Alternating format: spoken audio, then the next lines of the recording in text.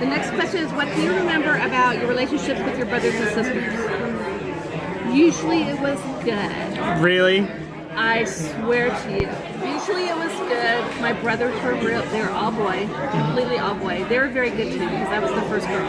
Okay. So that there's a dynamic there, and they were very protective of me. And then we had the two girls, and it was kind of the three girls that were kind of spoiled. Okay. So that was my memory. I mean, boys fought a lot with each other. We all fought a lot, but... See, half the stories I heard were completely different. But you're hearing them from boys. Boys. I even heard them from babysitters. We ran into a babysitter with a stakes telling us horror stories of what the boys used to do to the babysitters. Oh, sad. Locking them out, going up on the roof, Babysitters. climbing on trees and swinging them into each other. See, that was I heard about shoving siblings in the dryer. Okay, that happened, but that was only when they were babies. Okay. So So you're saying it's all good. So when it came to me, though, my babysitters were the boys. Okay, because they were old enough, yeah. So we didn't have babysitters. Let me see. Do you remember anything interesting about where you lived? Probably the most interesting thing about where we lived is everybody in the little cul-de-sac, I guess, they were all LDS, which is unusual in Washington, not unusual here. The other thing is we lived next to our cousins, which was good and bad. Good that it was kind of fun because I still have fond memories of my cousins. Bad because we had 5 older brothers and they didn't always get along. Yeah. So still don't. Cherry bombs. Yeah, well, yeah. There's a few less paper shacks and mailboxes and stuff like that. But that was pretty cool living. I felt living next to my cousins. How would you describe your siblings individually? Each individual sibling. One thing. Okay, I'll say one thing about each sibling. What stands out? Bob. Bob was the trendsetter. He always had the perfect hair, the perfect style. He always had the perfect clothes, and he paid me for a while to pack his lunches and iron his clothes for him. So I did that. So he paid me to do that because he wanted lunches. Rick is next. Rick was very intelligent, very smart. He helped me with my homework. He was the one that, oh, this is horrible because I'm going to cry. He was the one that helped me love Henry David Thoreau from English Lit. He was the one that helped me get through that class because I hated that class my senior year. And he was the one, I remember him helping me with my assignment. It was a huge end of the year assignment on Henry David Thoreau. And with Walden Pond, and I to this day remember, and I love that. Who's next? Tim. Tim was the funny one. He was the class clown. He was kind of cool, and he always could come up with just the witty, quirky little things. The girls all loved him, and he took me under his wing, and he would actually take me on dates with him because he just wanted to hang out, and if his dates didn't like it, bummer. So Tim was very close that way. We became very close about the time when he came back from his mission. Tom was the one that, I guess it's Tom and Steve together. I have to put them together because they're the closest to me, so I can't really do them individual. They were very protective of me, especially when we go to dances. It wasn't super fun because it wasn't. Because if a guy liked me, they were all over it, and not very many liked me. Sad. No, they weren't embarrassed by taking their little sister around. I went with them all sorts of places. So my brothers were really good to me. Like, I know you probably heard things from your dad, but my brothers were great to me. I had good brothers. My sisters, I prayed for my sisters. I prayed to have sisters, and I finally got my babies. And I remember my first memory was horrible. They had to stay in the hospital a long time, and then also Mom was really, really sick after having them. And I remember them, the Williams up the street kept them for a while because my mom needed her rest. And it broke my heart because they had my babies. So I remember about that. Okay. We're only done with the first set. This is horrible. Elementary school and junior high, who were your friends? I just want to skip over that because It's okay. I had mean girlfriends, so I just don't want to talk about that. Did you play sports or do other activities? I did not. I did not play sports. No, I did. I was the pitcher for the girls' slow pitch softball team for church. It was when the sports program was really big. It didn't used to be. It used to be really big. It's not anymore. They just don't do it. I don't know why. So yeah, I was the pitcher, and I was pretty good at pitching. That was about all I did. Not much after that. I mean, I danced as a little kid. What are your favorite memories? I think my favorite memories were probably going on, like taking the tent trailer out, and everywhere we had the tent trailer, and going glamping. It wasn't even glamping, it was camping. It was, yeah. For the time, it was glamping. It was glamping, yeah. Grandma and Grandpa Bromley, I think, they bought us a trailer and Bromley's a trailer. And so the first time we used it was actually at Disneyland. And let me see. The other thing was the motorhome. They took that motorhome everywhere. Even like when there were state track meets, it was like, what, half a mile away? They'd take the motorhome and have it hang out for the day because then we had access to a clean bathroom and we could rest. And so I remember having the motorhome, and probably one of my favorite memories that I remember, which was kind of crazy, it was just Stephen and me and Karen and Carol, and we went to Ocean Shores, and it was pouring down rain, and all we did is sat on the beach in the motorhome and games. It was super fun, like super fun. So that's favorite memories. How did those years affect who you become? I think it mostly just made me appreciate family, no matter what. Like whether you fight, you can fight all day long, but when you meet each other, you're there, and that's what's important, and that's probably the biggest thing. I can't talk about that anymore because I'll cry. Okay, what do you remember about the homes you lived in? I don't remember anything about the first one because I was only like a baby. So the second one was the big one that Grandpa built, and loved that house. I had no idea how big it was. I mean, it was fun, but I had no idea. I mean, I'd go to other people's homes, and I wouldn't think, oh, you live in a small house. I just didn't think. I thought that's your house, no big deal. But then other people would come to my house and go, oh my gosh, you live in a mansion. It's like, no, we don't. No, because we had 8 kids, it filled it. Like it didn't feel like, right? You know, Makes sense. You know, I mean, if you only had 4 people in it, it would feel like we had lots of space. But so that's where I remember the house we moved to in California. We were there for 6 months. I didn't like California at all. I just didn't fit in. People were a lot more grown up than I was. How old are you moved to California? We moved when I was going into my 7th grade year. So it was just hard. It was difficult. I didn't like the people there. I didn't. The boys were really, really supportive. Like they were always supportive of me. I had good brothers. I did. They took me under their wing, and at dances, them and their friends, they would make sure that I was dancing with somebody and hanging out with me and taking me to the beach, and so that was good. What do you remember about home life at this time? I remember just a lot of work. Every Saturday we worked. I didn't like that, and I changed that. So when my kids were growing up, we didn't work on Saturday. We made sure that we did our housework before Saturday, so Saturday was a free day. I tried. There were some Saturdays we had to, but that's what I learned from that, is that I didn't like having my one day off and taking work. So, yeah. Good idea. High school. Where did I go to high school? I went to Shoreline High School. And I wasn't involved in any of their sports after-school activities. I did sewing, power sewing, so it's like we would make ski coats and stuff like that. There was a class at school, so I would spend a lot of time doing that. Nothing made me stand out at school. I was just kind of drifted along, went to my classes, did my thing. The boys made a name for themselves at school. So I was the next one that came in, and they'd say, which Pugmire family are you from?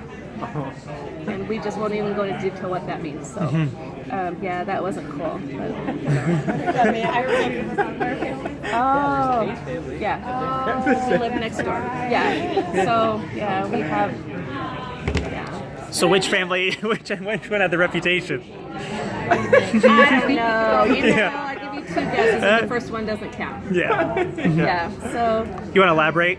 no. No. No need. Trying here. Anybody that sees that will get it. How would other students have described you? Probably with nothing, because I wasn't in clubs or anything like that. So I did DECA, but you probably didn't even know me. I don't know. Who were you best friends with? I had a lot of mean girlfriends, so I didn't really have a lot of best friends. Probably my senior years when I became best friends with a person named Stephanie Schaefer. And she was kind of like the loner. She was a year older than me, and so we just kind of clung, and she probably got me through the last year. Who are your best friends? What stands out to you about seminary, young women? Seminary. I like seminary. I wish I had paid more attention. I wish I had really listened, because now, like when I teach the 7-year-olds, I learn so much. I could have figured this out in seminary. And young women, I loved young women. It was really, really fun. We had great leaders in our young women's program. Arta Coy was my Laurel's leader. She's the one that I remember the most and loved her. And she loved us. She loved us. And I knew that. What do I remember about my bishops? Not a lot. Nothing. I remember nothing about my bishops. What stands out to you about boyfriends, girlfriends that seem important today? I had a boyfriend my senior year, and I thought I was going to have him forever, and I went to college, and he cheated, and that seems to kind of go along with my life, so yeah, I just choose the ones that cheat. Well, except for Larry. He doesn't cheat. Like, wow, we just learned a lot here. That's why we're still married. So, yeah. And sadly to say, he committed suicide, so yeah, that's horrible. So there's nothing really important about that. You know what really stands out to me is for me to tell my kids, and especially Christian now, is that you'll probably not be with them later. Like, it doesn't matter. Don't let them change your life. Like, keep your goals, and if they don't want to go along with them, let them go, because you're going to break up. You will break up. You know, people don't stay together. So, crossing my fingers for Christian. College and mission years. College, I loved going to college. I loved it. I loved the apartment that I was in. I really liked it. A couple of my classes I didn't like so much. I felt like this college was really small back then. It was before it was BYU Idaho. So I kind of felt like some of the teachers were kind of high schoolish. So that was a bummer, but it was fun. I liked college. I just was really homesick. I wasn't emotionally ready to leave and be away from home. So I came home early. I didn't graduate from college, which is a bummer because it was paid for. It's like stupid me. So, who were your friends and your favorite companions?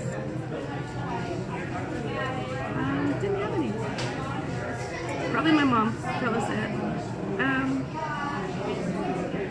My mission, I didn't have a mission. How did you help people to change their lives for the better? You know, I would say probably I didn't even mature until about 10 years ago. And I think changing lives for the better, I think it's probably meeting Larry and a lot of things that, like, when he would ask me questions, it was Heavenly Father answering, because I just wasn't that smart with church doctrine, that, like, I would give him answers and it's like, whoa, did that just come out of my mouth? Like, did I really say that? And some things it's like, that's pretty darn good. But I didn't do that.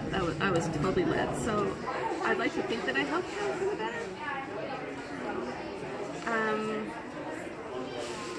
With my job now, let me see, do we have questions on that? Oh, okay, we do. Okay, never mind. How do you think college mission affected the rest of your life? It didn't. It didn't really affect me, college. And it didn't, because I quit. Who did I date? Only Mormons. Only Mormons. I never dated a non-member until Larry. And I was 39 years old. Kind of weird. Where did you live, and what was it like for college and mission? So I already kind of told you that. I liked my apartment. I was off campus. I kind of probably should have stayed on campus. I would have been more involved, but I didn't. What can you remember getting your Episcopal blessing? You know what? I didn't remember, and it didn't really mean a lot until I read it later. And a lot of it is about children and lots of children and having that kind of thing, which I'm sure everybody has. And I think a lot of it is on family tree genealogy. That's what it talks a lot about. What I remember about going to the temple for the first time, I was very excited, and I don't remember anything. It was a fog because there was so much going on at the same time. There's a lot going on. So, I appreciate it now, but then it was just like, I know I need to do this, but early career and family. How did I meet my spouse? I met. Oh, can we just talk about Larry? Yeah. Okay. That's fine. Well, yes. Okay. That's the important one, right? Yep. Okay. How did you meet your spouse? I met him because I was working for your dad at Lakeside, and Rick was amazing at Lakeside, helping me out. He was right there. Like, he was not going to let me fail no matter what. He kind of showed me the ropes, and I went out and did outside sales, and that's how I met Larry. He'd like to think that, it's intervention or like divine intervention. No, his name started with B, and I went through the alphabet, so that's how I met him. My first job, I sold Avon, which was, I didn't like that. My first home, I bought my first house from Bob and Judy. That was their first house, and I loved it. I mean, I loved living there. I loved, it was perfect for us. Well, the second one in Bob. I mean, the first one in Bob. Chicken. No, your neighbors had chickens. No, that's the second one in Buffalo. We had a first one. When did your first kids arrive and what it was like? Brooklyn came in 1982, and it was heaven. It was like playing house. It was just like only real life. Like, I had been prepared. Like, I wasn't like, people go, are you nervous? Like, no, I'm not nervous. Like, it was easy. I loved being a mom. I loved being able to be home. What was it like learning to be married? I'm still learning, so I don't know. Where did you live? Now I live in Draper, Utah, and that was meant to be as well. We were supposed to be here, and we all love it. We love living here. It's been amazing. What sticks out from your 20s and 30s? Just being a mom, doing mom things, creating a home, making stuff. What were your early church callings as an adult? I was in the young women's most of the time, so that was fun. And actually, I did, at that time, my best friend was Joni Mitchell. Joni Mitchell. It's Nelson now because she got divorced and remarried, but we were best friends, and that was super fun. It was fun to have someone that you could just really lean on. What activities were your kids involved with? Everything, which, I finally had to, I had them in gymnastics, I had them in dance, I had them in soccer, I had them in every season. They had probably 2 things, and finally, one day, we were staying home, and they said, oh, we're bored. It's like, are you kidding me? You have a whole house full of stuff, and you don't know what to do. And right then I thought, you know what? This is crazy. They can't even entertain themselves. So I thought, we're doing way too much. Everything's too structured. So I started pulling back and quitting a few things so that they could learn just to be kids and not have everything so structured. Which is kind of a bummer for kids nowadays because of the technology stuff. It's like, you gotta unplug. So, how do you remember Pugmart activities at the time? Oh, your favorite vacations. We went to Disneyland a lot, probably like every other year, and that was super fun. I love fond memories of Disneyland, and that was before it was too terribly crowded and too terribly expensive. I remember going to Birch Bay a lot. That was fun. And I remember going to Ocean Shores. How do you remember Pugmart activities at the time? We did everything together. If there was a holiday, Pugmarts got together. Always. It was just expected. And I love that. I love that knowing that, Memorial Day's coming up. We don't have anything planned per se, but I know what I'm doing because I'm hanging out with the family. We already knew it was going to be a barbecue or something. And I liked that a lot. You just never felt left out because you always had something going on. What are your lodge memories? My lodge memories are so much fun. I just remember the food. There was so much food. It just filled the place. And everybody they didn't always get along, but they became closer. And I remember, and I don't even know where the picture is, but there's a picture of It was so sad. The Christmas tree was huge because it reached almost the ceiling. And there's a picture of Rick getting up on the ladder with Tiffany holding her up, putting an ornament at the top of the tree. And I don't know where the picture is, but I have it. Anyway, that's my lodge memories. Middle age. What callings have you had lately? My calling right now is to teach the 7-year-olds, and I love it. I love it. I learn probably as much as, if not more than they learn. Has your life worked out the way you thought? I don't know. It's not over. Have your experiences shaped who you are now? Absolutely. Absolutely. I think they've made me stronger. Give me a backbone. Are you happy? Absolutely.